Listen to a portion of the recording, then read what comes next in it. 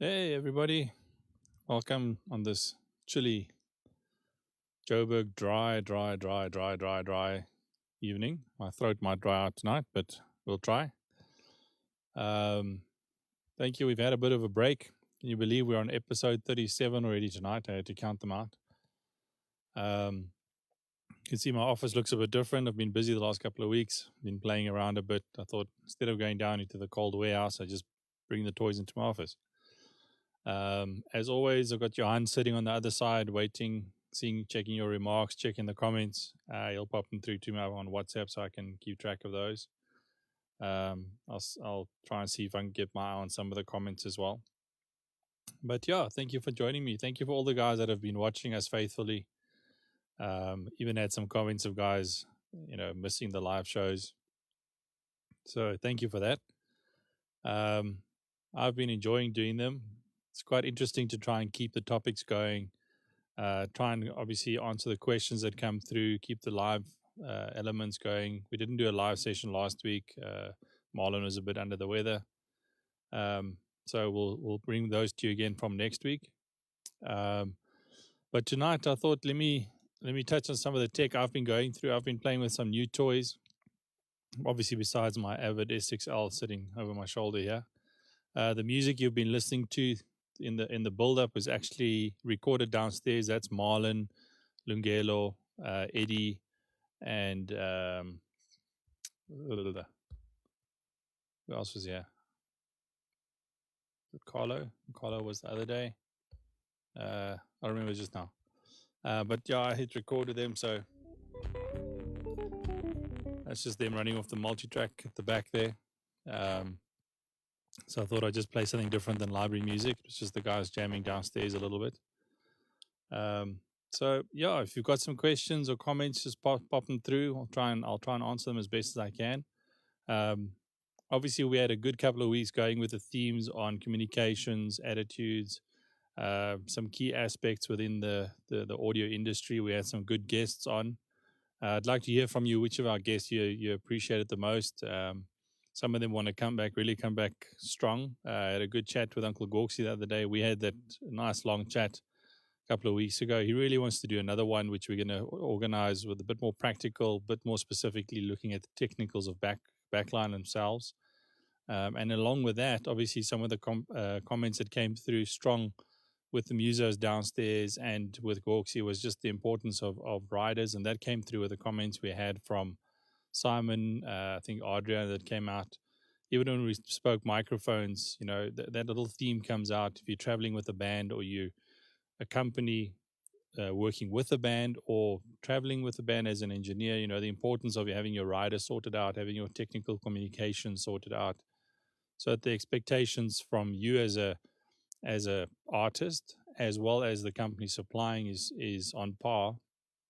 There's nothing good as the feeling of you walk up, you have a look around, everything's exactly like you expected. You sit down, you enjoy the show, and you just carry on. I mean, that's what it's supposed to be like every time. And that really comes down to good communication, pre-show, pre-production, everything from the organizers to the technical suppliers to the artist communications. Everything down the line, communication was done properly, and then things just work well. But the quality of your material is also important. I mean, if you put a technical to a rider together, we actually had it on in one of the episodes where Simon actually showed us some of the good ones and the not so good ones. You get a one pager that says, guitar, bass, drums, and then nothing specific. And then when the guys get there, it's just chaos. And they get there with two keyboards and the guitarist is not here today and all that kind of stuff, as opposed to one that's really laid out, accompanied with a channel list, stage plot, all those kind of elements. So, I mean, that was a nice conversation we had. I also had James on, spoke about Ableton, which is great, and the way that he runs the back end of the voice, for example. You guys must really go check out James's music YouTube channel that he's just launched this week, teaching music, funny enough. I had a look at it quite quickly. Man, he's put a lot of time in. It's done really, really, really, really, really well. I'll get Johan to post the link to his YouTube channel. I've already subscribed. So that's something great. If you any kind of music or singing or anything to do with our industry, it's a great channel to check out. And he really breaks it down in a good way, in an exciting way. So that's good to see. So go and subscribe to his channel and support him ASAP. So yeah, and then one of the things that came through quite often, I sort of let the comments fly because I don't want to really get into it, but you can't avoid it.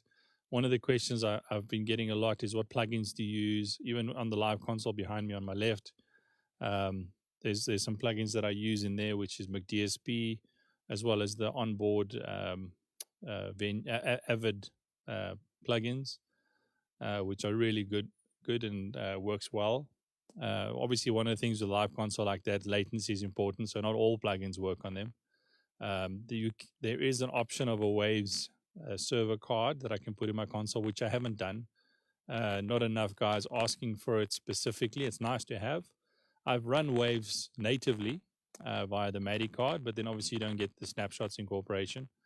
But I found that the McDSP bundle that I've got, the live bundle, has given me everything that I was getting from the Wave side. Not everything. I mean, obviously there's some Wave stuff which really works well. I miss some of my SSL plugins and those kind of things, but it's not a train smash.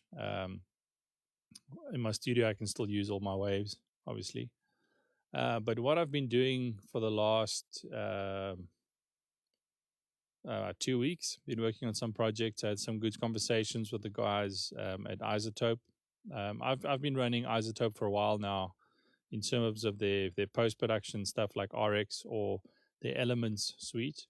And then I ran Ozone. Ozone is their mastering plugin. Insight, which is their loudness measurement plugin. Been on and off playing on those. Insight I've used a lot in live broadcast because it's got a really good interface, gives you from a loudness perspective. Ozone I've played with a little bit here and there, not too much. And then obviously I've used RX quite a bit in terms of fixing. You want to take feedback out of something or something like that. We'll talk about that just now. And then the Elements plugin pack from Isotope, which was the de-hum, de-buzz, vocal enhancer, vocal denoiser. There's quite a few. I'm actually to show them just now. And then what I did in the last 2 weeks, I actually started working specifically with Isotope on their music production toolkit, as well as their post-production pack. And I did a couple of projects only using Isotope, which actually turned out to be quite a nice, fun exercise just to keep the mind sharp. And running an entire session only using Isotope. And I actually went and I watched all their tutorials. If you want to look at their website, I'll see if I can show you that quickly. Isotope's website, their homepage. I'm going to switch over to here. You should be seeing it there. There's Isotope's webpage. The music production suite, post-production suite. I haven't worked with the creative one too much yet. Obviously, I've just been working with pre-recorded live productions. So using the RX tools to clean up a lot of elements. But it's been a great experience just to sit and actually dedicate to one sort of manufacturer. They really make some nice workflows within their plugins. They've got... I'm going to close this up and quickly show you. I've actually got a session open here, which I'll show you.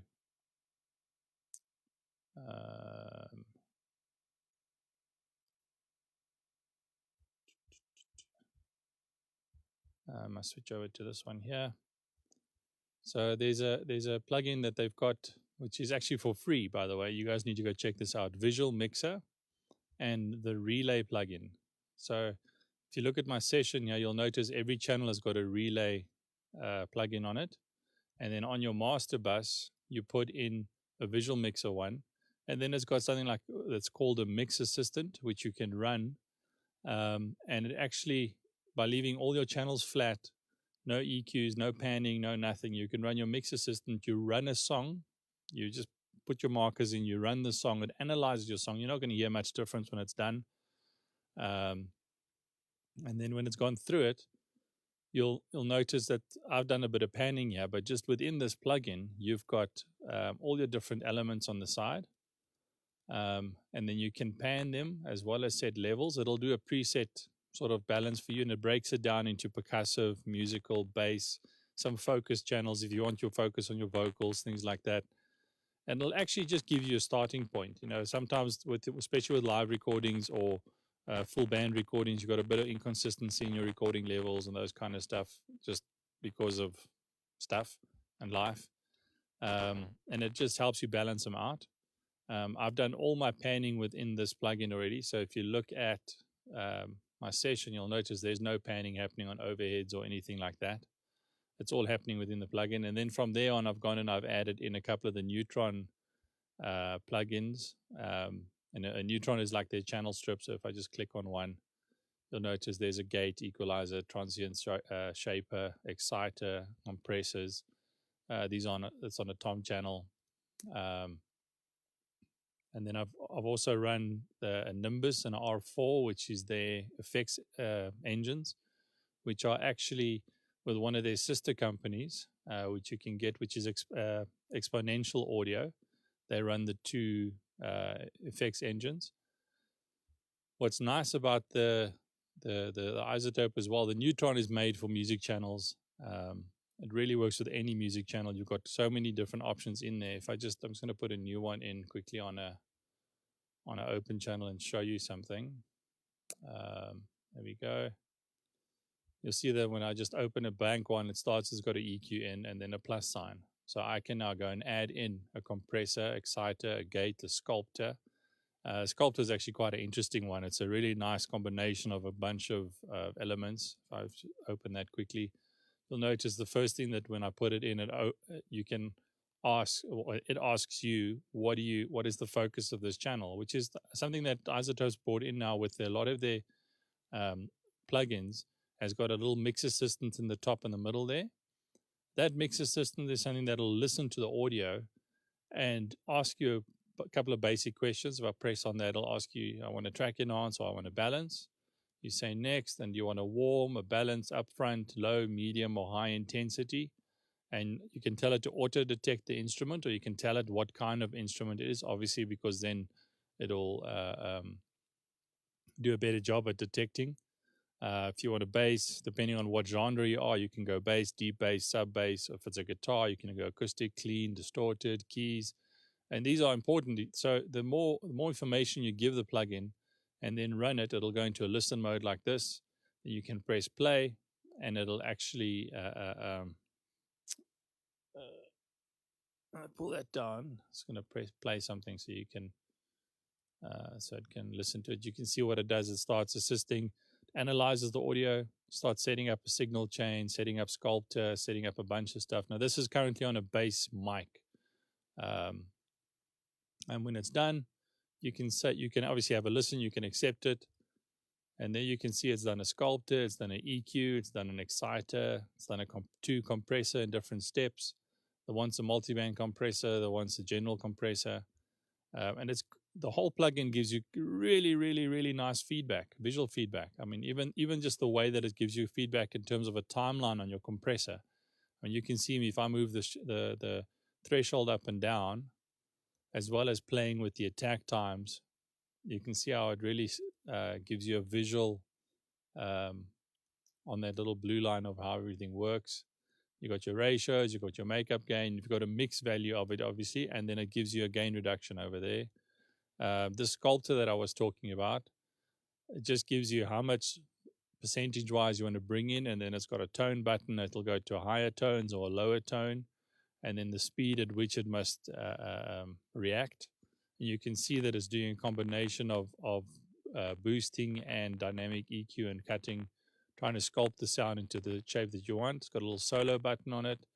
And again, you can come at any time, you can come and change what the instrument is that it's busy looking at. The exciter is quite nice. You can set the amount, but then you've got a little button here. You can go between a retro sound, tape sound, tube sound, or a warm sound. It's like just another valve type sound. And then again, a mix element. These work really nice on the bass. Bring up some breakup, some distortion if you want. And then obviously the compression. Here you've got the two sides of the multiband, so you can see I can set the frequency select, and it shows you how it's responding to the low end, how it's responding to the high end.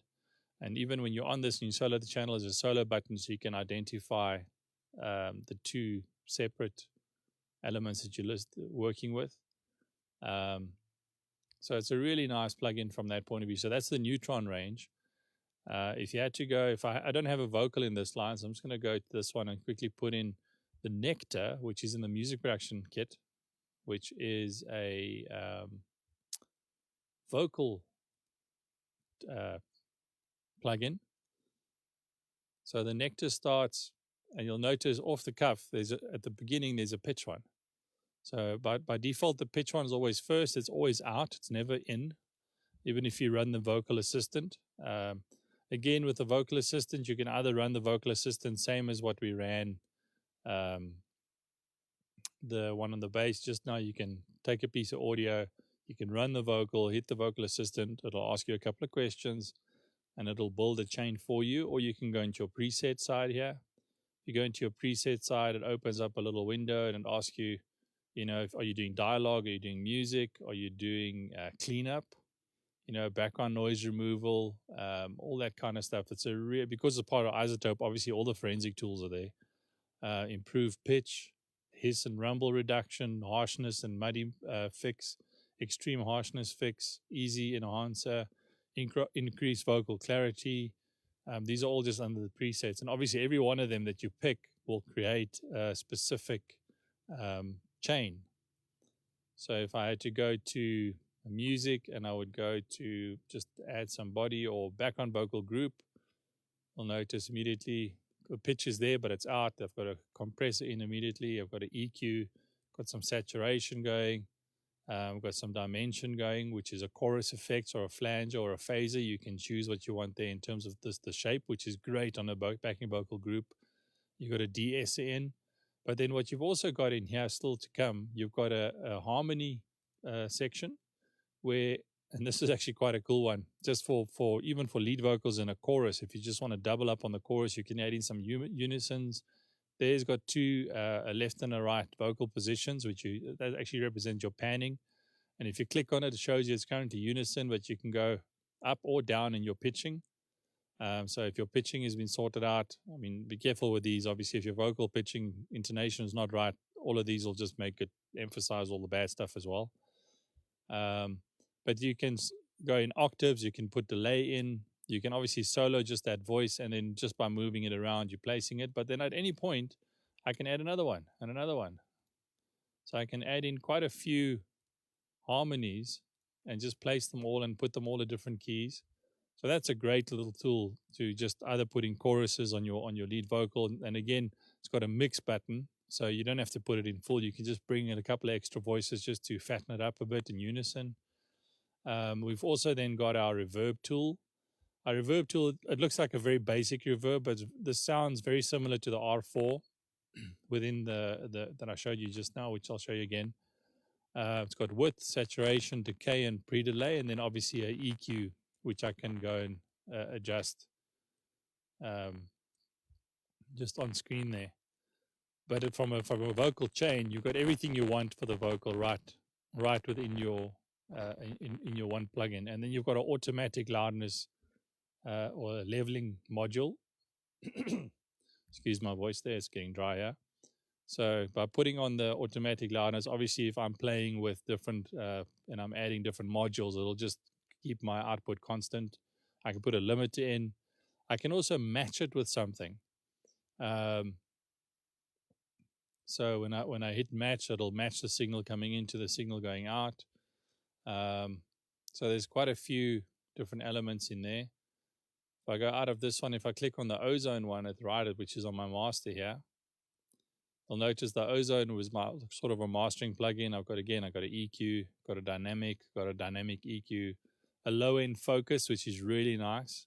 You can either choose to have your low end some smooth or punchy, and then set the range that it has to work in. Again, when I'm on the master now, if I press solo, it'll solo that element so I can hear where I'm focusing.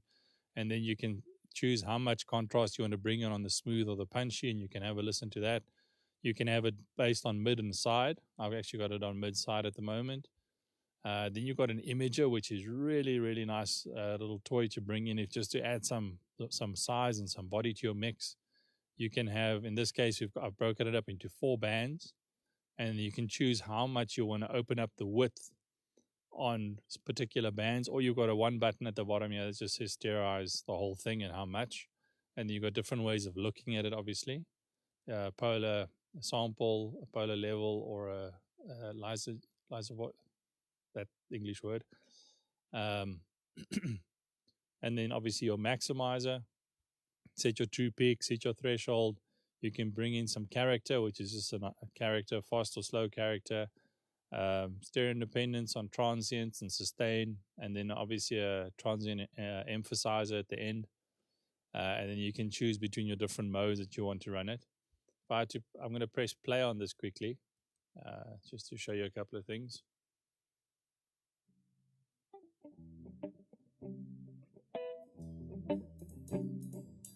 So this is the same music that was playing at the back, but this is obviously a different mix now coming just through all the isotopes.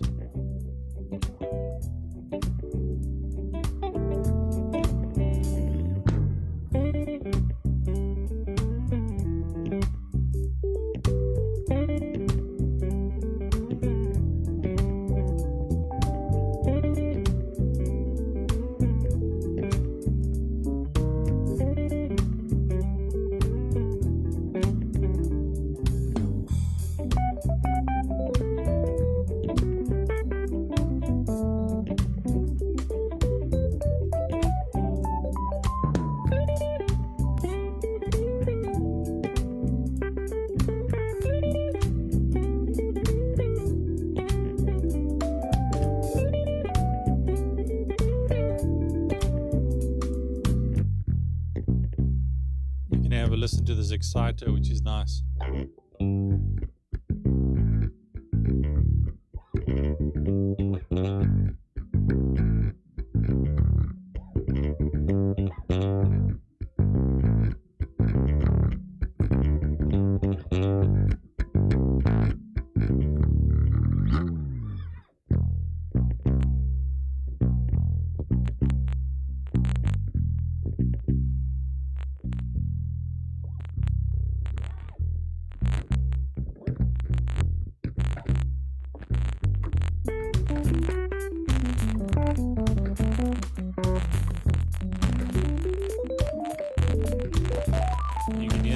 Reverb is this one here.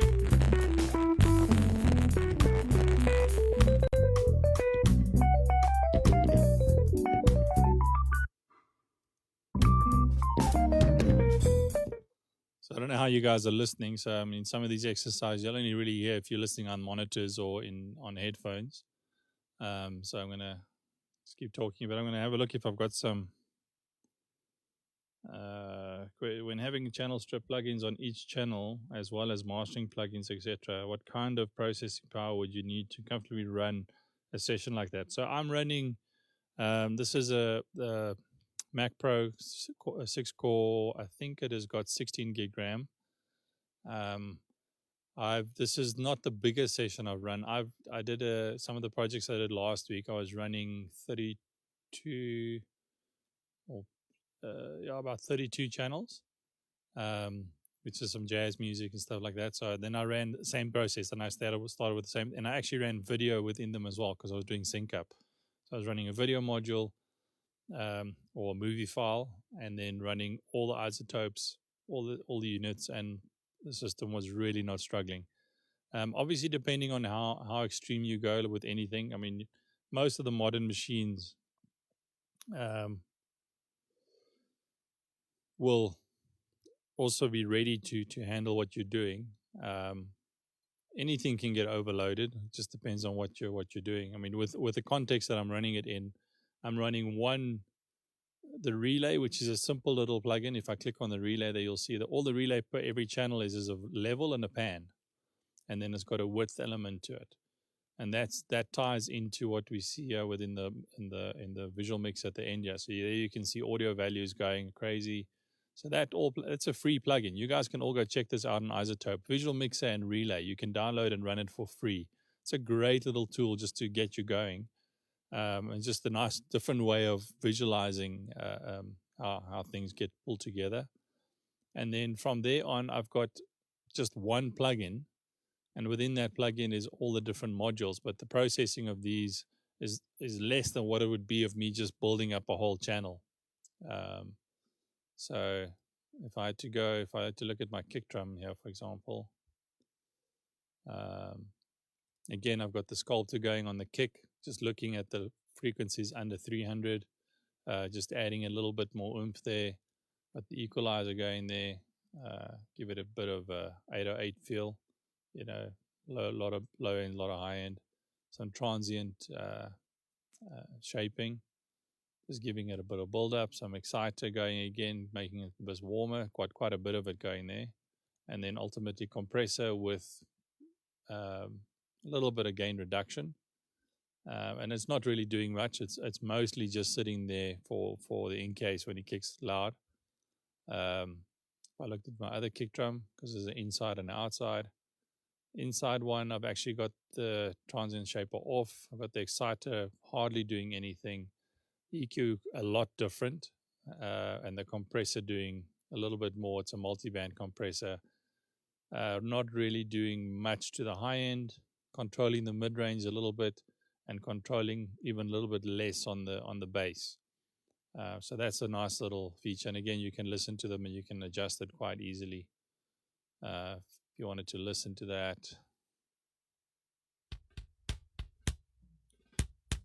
That's the first one.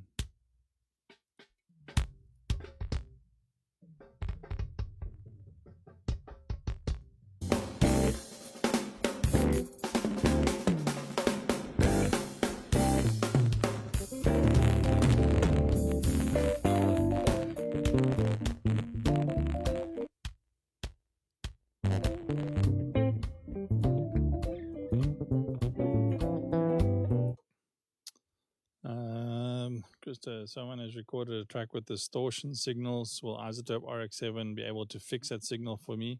Yes, I've done that. It depends on if there's enough healthy signal to work with. There's always a limit. For example, even I've had someone send me a track where if it's digital distortion, in other words, clocking issues, that's not an audio signal that I can fix. If there was one or two digital spikes in it or clicks, I can ID those. I can take them out. You'd never know they were there. But if it's digital distortion, where it's actually like flatline, there's no audio signal to fix.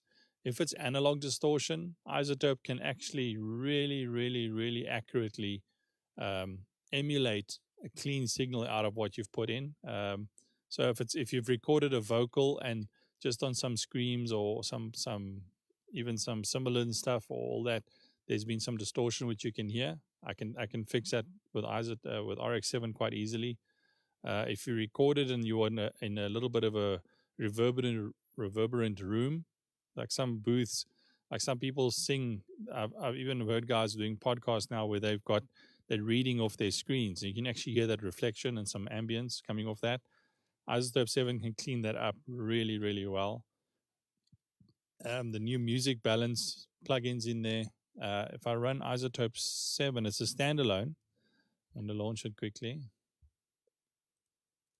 Here it is over here. I've actually got an audio file in there at the moment. So there you can see it represents my audio. I can look at it either just as an audio file. So I can look in.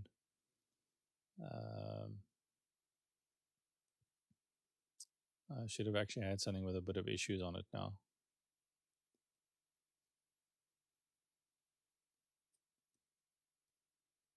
So you can look at an audio file, or you can look at it purely as a frequency module. So you can look at there's all your frequency elements. Looking at the bass at the bottom, top at high end at the top. So you can just look at both of them. I can now use my tool, put instant process on. I can decide that if there was a bass noise at the bottom, I can say go and get rid of all of that, like Photoshop. It'll process it out. Okay, I just picked a whole file, which is quite long, so it's going to take like 2 minutes. I'm going to cancel that. I'm just going to do a short piece like this and say that if I wanted to get the bass on that section there, process it away, and you can see there, bass notes are gone. It works like Photoshop. So on the side here, I've got debleed. I've got a debleed module. I've got declick module, declip, decrackle, DS, dehum, deplosive, de-win, de-rustle, deconstruct. I've got a dialogue contour. I've got a dialogue deverb, which is great. Dialogue isolate, music rebalance. Music rebalance is a great tool which they've actually brought into Ozone 9 in a way. You can use music rebalance to make a backtrack. If you've got a really good quality WAV file, you can successfully get rid of almost all the vocal on it, or vice versa. If you're a drummer and you want to play along, get rid of the percussion, you can pull the drums out and just leave the vocals and bass and other instruments in there. Obviously, depending on how aggressive you get, it's going to start adding some attributes. So you don't have to get 100% rid of the percussion. You just need to drop it about 20% so that you can play over it. Same thing with vocal, or anything like that. So this is a great tool. But in Ozone 9, on this plugin, they've got a vocal balance, master rebalance. So if you get something from someone that they've done, which they've asked you to remaster or master it, and you find that you can automate this, and you can do a vocal rebalance, and actually in the choruses bring the vocals up a bit, drop the vocals a bit, or just the drums or just the bass, and you can rebalance without having access to the multi-tracks. So if you find that they've just overall just underscored the vocals a little bit, you can just bring that in, and you'll get some really, really good results. If I do that now, I'm going to do it with drums, and I'm going to pull the drums down while I'm playing so you guys can hear it.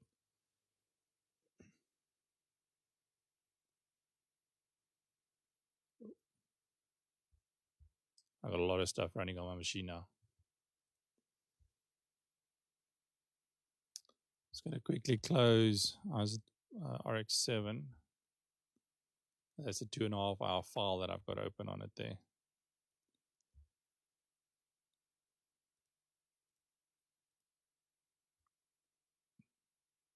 Okay, I'm back in here.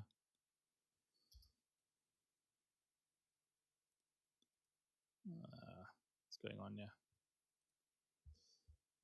Well, there we go. There's your question answered, Kirk. But I'm running OBS, I'm running cameras, I'm running my timers, I'm running streaming, running a bunch of stuff on here.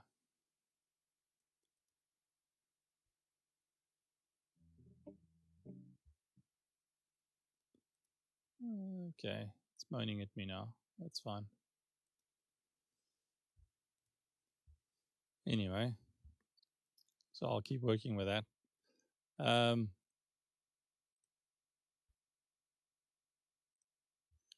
So I hope that's giving you some insight. So I really enjoy working with the Isotope 7 stuff. I've been playing with it quite a while. I mean, the presets, what I sort of tended to do, I wanted to see how accurate it was working. So I ran the mix assistant on the tonal balance. I ran the mix assistant on the vocal. I ran mix assistant on a couple of the independent channels to see what processing goes through it.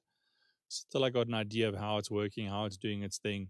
And I'd always still go back and try and run something myself, build a chain myself, run it myself, bring it in. Because if you're just using presets, again, the machine doesn't listen at the end of the day in a creative process the way you're listening to it. Everything is too independently managed. So I use the presets to see. That was RX7, Paul. Yeah, there was actually, Paul just bringing it up. We were doing something at Sama's last year, and we actually didn't have a track. So we needed to use, it was one of the awards music of the person coming up, and they needed the music for an underscore and the walk up without the vocal. So I just quickly ran it through RX7, and we had a track with no vocal, which worked great. So yeah, you never know. What's nice about RX7 is a whole bunch of the elements are in the DAWs already. You don't have to run it as a standalone, but as a standalone, it's a lot more powerful. So if you've got a single audio file that you need that distortion fixed on, pulling or something like that, pull it in there, fix it, take it out. If you're working out of your DAW, almost all the DAWs will have a export function where you click a region or a track, you go to your file export, and you can drop it straight into RX7, do what you need to do, save, and there's an option to save and overwrite the original, and it'll drop it back into your session without having to go find it and bring it back in. So that's a really cool way of operating. So it's all about workflow and just speeding up what you're doing. So yeah, that's me. I had fun working with that stuff, but I mean, there's so many good stuff out there. I've got my session. Can't remember what I wanted to show you guys. What did I want to show you? Oh, the music rebalance. So if I go back here, so there's the plugin. I'm going to add in the music rebalance. So in this case, I'm going to stick it on drums. And that's what my issue is. Okay, never mind. Still working. I don't think this thing likes my streaming and everything else I'm doing.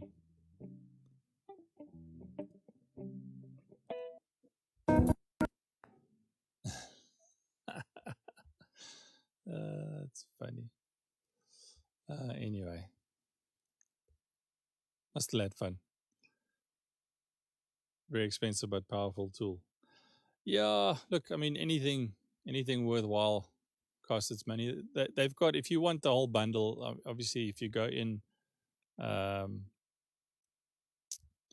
within the bundles, they are expensive, but I mean, a bundle is quite inclusive of a lot of stuff. So you can just go have a look at all the different elements that are available. They break it down quite nicely for you on their website of what's within the music production pack, what's in the post-production pack, what the different plugins cost, all that kind of stuff. So it depends on what you want to do. If you're working in post-production, the RX7 is almost becoming a non-optional. I mean, some of the plugins that's within RX7 in terms of and in the post-production suite, like dialogue match and all that, if you're working on post-production and there's guys doing lapel mics and boom swinging, you can match the ambient elements of either the lapel mic or the boom mic to the opposite one. So you have a person that moves from a boom mic to lapel mic between scenes, and in edit you have to change between those. You can have it set and work with the dialogue match so that you don't even hear the difference. You can either make the lapel mic roomy or you can make the boom mic clean, and you just tell it to look at the other one. It processes it, brings it back in, and you've got some phenomenal results. It really works well. And then obviously from a general cleanup perspective, just working with RX7 in terms of getting rid of background noise, ambient, reverb. I use it a lot when because we do a lot of live recording. So on BVs, on guitars or pianos, there's percussion mics and all that. I can just quickly run it through the music rebalance one, because obviously if on a piano, it's a piano, there's not a dialogue there, so I can't really use the dialogue tools, but I can use the music rebalance and just tell it, take percussive stuff and pull it down. I can preview it, I can have a listen, make sure that I don't start bringing in attributes that start affecting my piano. And I can really just, instead of having a 30% bleed, I can have 15% bleed, which on a live recording is still acceptable.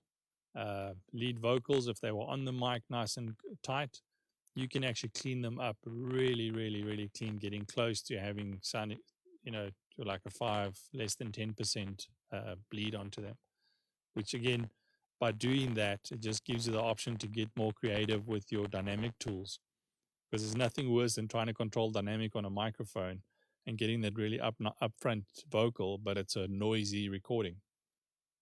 You really can't use a lot of your makeup gain and your compressors the way you want to use it, because you end up having to chop and to edit and to really kill that whole live sound. So if you can take your live thing, run it through RX7, clean it up, it doesn't take long. Once you know how it works, it actually works quite well. If you're not sure if it works, like Puleng, if you want to send me something that was distorted, I'll run it through and send it back to you quite quickly, and show you the before and after, so you can have a listen for yourself. Just show you how well it does work. But I mean, everything goes back to we were speaking about Isotope tonight. So I just want to say thank you to the guys from Waldemar, by the way, actually is the Isotope agents now.